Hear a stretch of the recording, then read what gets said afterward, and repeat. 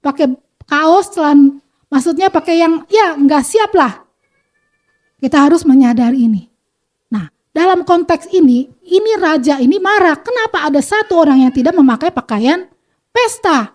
Berarti dia tidak tahu aturan masuk ke dalam sebuah pesta, apalagi pestanya di tengah-tengah kerajaan. Nah, apa tuh pakaian pesta itu? Kita buka. Yaitu perlengkapan senjata Allah. Ya, nanti kita akan bahas, cukup sampai di sini dulu. Ya, persiapan kita sebagai anak Tuhan. Kita ini sebagai mempelai Kristus. Ya. Tuhan Yesus sendiri sebagai mempelai laki-laki. Ketika suatu saat Yesus datang kali yang kedua, itu adalah namanya ada pernikahan. Pernikahan antara Tuhan dengan gerejanya. Lalu ketika Yesus datang kembali kedua, itu dinamakan mempelai laki-laki, menjemput mempelai wanita untuk masuk ke dalam kekekalan. Masuk ke dalam kerajaan sorga, masuk ke dalam kerajaan Allah. Di sini perumpamaan ini memperumpamaan bahwa kerajaan Allah telah disediakan. Yaitu mempelai yang akan menikah itu adalah Yesus sendiri dengan gerejanya. Harusnya orang yang dipilih adalah undangan yang pertama adalah orang Israel itu sendiri, umat pilihan Allah.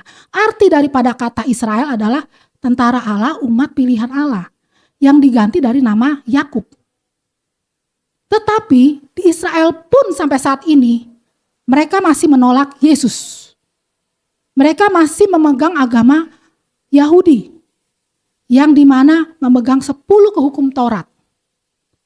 Justru mereka yang dianggap adalah ahli warisnya Tuhan, mereka menolak. Seperti tadi dikatakan, yang pertama mereka ngapain sama dia. Terus yang kedua bodoh amat. Ya kan, responnya yang ketiga adalah yuk kita bunuh aja. Murid-murid Tuhan Yesus dianiaya, dibunuh. Responnya loh. Padahal itu Tuhan sediakan untuk penyelamatan kepada bangsa itu sendiri sebagai ahli warisnya Tuhan. Ahlinya warisnya Allah. Tetapi karena mereka menolak, akhirnya mereka tidak layak. Akhirnya Tuhan memanggil orang yang lain. Akhirnya pas zaman Yesus itu, Tuhan Yesus menyelamatkan seorang perempuan Samaria. Ingat kan?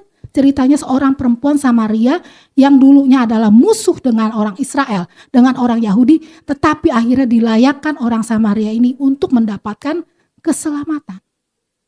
Dulu bertengkar tuh karena dulu kerajaan Israel utara dan selatan tuh ribut. Jadi dianggap itu Samaria ini sebenarnya Israel yang 10 suku itu, tapi karena mereka bergaul dengan orang yang di luar suku-suku lain di luar Israel, akhirnya mereka tidak, orang Israel sendiri anggap mereka nggak layak karena sudah campur, pernikahan campur. Ya, tetapi waktu Yesus datang, dia dilayakkanlah orang Samaria ini untuk mendapatkan keselamatan. Seperti kita ini Israel rohani. Gambaran ini adalah sebagai kita adalah termasuk dalam kategori undangan yang jenis yang kedua, yang sebenarnya tidak layak. Siapakah kita ini? Seperti ada lagu, siapakah aku ini, Tuhan? Jadi biji matamu. Ya kan? Kita jadi biji mata Tuhan juga akhirnya.